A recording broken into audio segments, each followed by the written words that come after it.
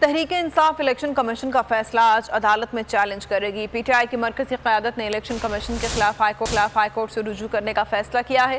تحریک انصاف کے رہنما اسد عمر کہتے ہیں الیکشن کمیشن اب ریاستی ادارہ نہیں، پی ٹی آئی کا سیاسی حریف اور پی ڈی ایم کا اتحادی ثابت ہو گیا ہے۔ فواد چودھری نے کہا کہ پی ٹی آئی کا فیصلہ تو آپ نے کر لیا، دیگر جماعتوں کا فیصلہ بھی جلد کر دیں۔ فاروق حبیب بولے الیکشن کمیشن کا فیصلہ سپریم کورٹ اور اسلام آباد کے فیصلوں کی بھی خلاف ورزی ہے۔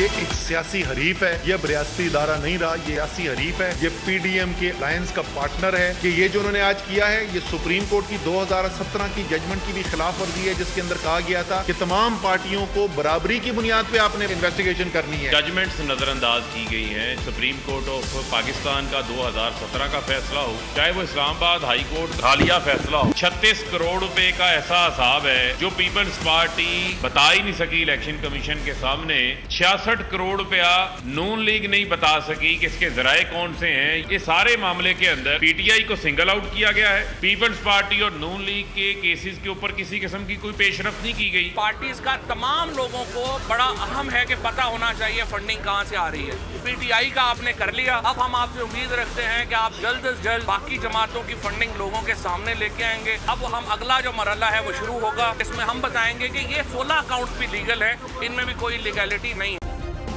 سبسکرائب کریں اور بیل دبائیں تاکہ کوئی خبر رہ نہ جائے۔